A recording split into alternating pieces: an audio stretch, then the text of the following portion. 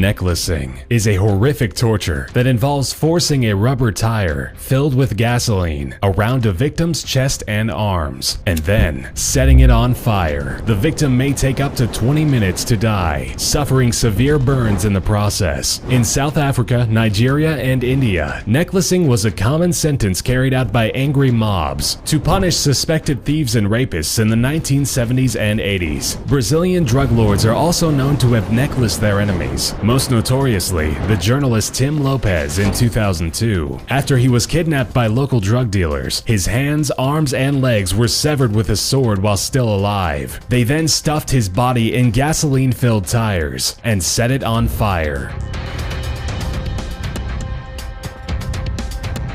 The bone-snapping, ligament-tearing torture device known as the rack was one of medieval Europe's favorite interrogation platforms. Essentially, it is a table that has two rollers on either side. The victim's ankles are fastened to one roller and the wrists are chained to the other. A handle and ratchet mechanism attached to one of the rollers is used to gradually increase the tension on the chains, inducing excruciating pain. Over time, the sufferer's joints are dislocated and eventually separated. One horrifying aspect of this torture is hearing the loud popping noises made by snapping cartilage, ligaments, or bones. Muscles are stretched to the point that they lose the ability to contract, rendering them useless. Rats will do anything to escape an uncomfortable situation, and torturers use this knowledge to their advantage in their sick experiments. A pottery bowl filled with rats are placed open side down on the naked body of a prisoner. Red-hot charcoals are then piled on top of the bowl, effectively heating up the pot and making it unbearable for the rats. The rats' only way out is to gnaw into the very bowels of the victim in an attempt to escape the heat. In one documented occasion, during the Dutch revolt in the 16th century, a prisoner of war endured this torture. After the rats ate through his flesh and scratched at his intestines, the hot coals were then inserted into his stomach, scalding his internal organs. The head crusher is a device that clamps down on the victim's head, smashing it between a metal plate and a rounded iron cap. As the executioner gradually twists the handle, the victim's skull is slowly crushed. Bone fragments from the skull can puncture the brain, causing spontaneous muscle spasms and, of course, brain hemorrhaging. If the person inflicting the pain wants to torment the prisoner even further, he could strike the metal cap with an iron rod, sending echoing pain throughout the person's body. In most cases, the victim is killed, but not before the jaw had been crushed and their eyes had popped from their sockets.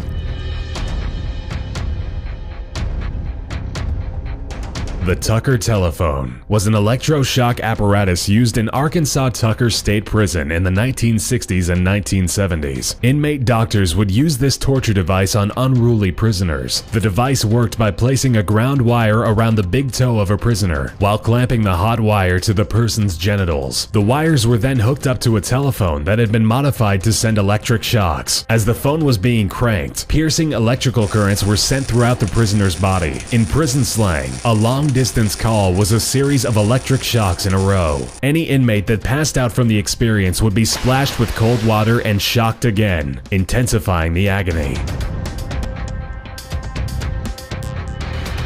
Similar to the rack, the German chair is a form of torture often used by the Syrian government against the rebels. When a detainee is captured, they are placed in a metal chair. Their legs and arms are secured to the seat, while the back of the chair is pulled back and down toward the ground. This causes severe stress on the spine, neck, and other limbs, often causing permanent damage. One man who managed to escape the Syrian torture cell claimed that they stripped him naked and hung him upside down in the chair for 8 to 12 hours a day for 4 days.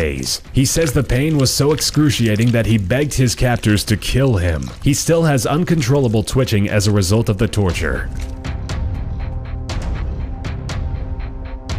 Flaying, also known as skinning, is an old torture that dates back to 883 BC. It involves different methods to remove the skin from the victim's entire body. The most common form of flaying is to use a knife, inserting the sharp blade just below the chin. The cuts start at the face and work all the way down to the toes. In some cases, the skin would be taken off in small sections and be performed slowly until completely done. What's left is a still living person with exposed muscles, ligaments, ligaments and bones, but the face skin still intact. A person could live a few hours up to a day after the skin removal process. Another method involved being severely sunburned and then having the skin peeled off. Lastly, captives would be placed in large cauldrons with only their heads sticking out. Then hot scalding water or oil would be poured inside, boiling their skin away.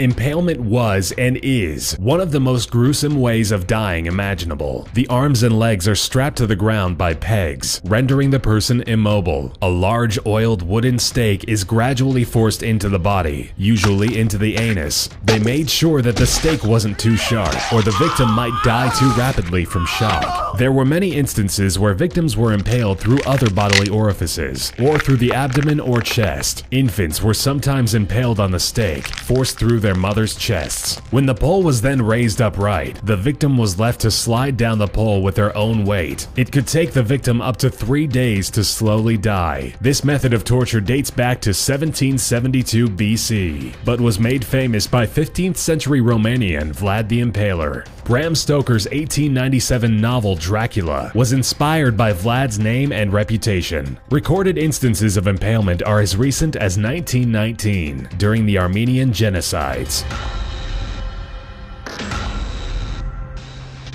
The brazen bull was an ancient Greek torture device that also doubled as a demented musical instrument. Naked victims were placed inside of a large hollow brass bull statue. In most cases, the prisoner's tongue is cut out with sharp metal shears before being shoved into the empty bovine statue. The torturers would then light fires underneath the bull and burn the person inside alive, raising the heat gradually. The screams of the bull's occupant couldn't be heard because the thick metal casting acted as a sound barrier. The only opening was through the bull's mouth that let out smoke from the person cooking inside. A series of brass tubes were located toward the front of the bull that would resonate the sound of the muffled screams of the tongueless victim. Depending on the intensity of the heat applied under the statue, the prisoner could survive anywhere from 10 minutes to several hours.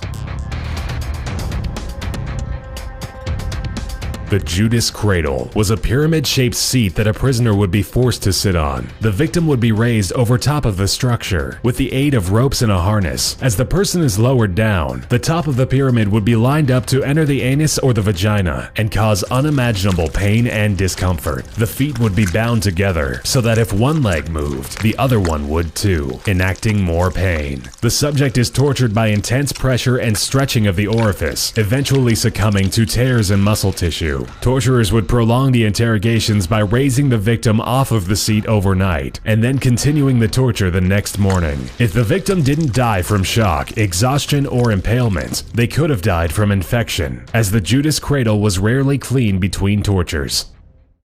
Thanks for watching, and we hope you enjoyed. But before you go, we would like to introduce you to an all-new channel called Watch This. We'll be working very closely with them and collabing with them very soon. You guys should definitely go check them out and subscribe. They're doing things pretty similar to what we do, so you guys would most likely love it. Simply click the annotation on screen or link in the description to check them out, and maybe drop a subscription.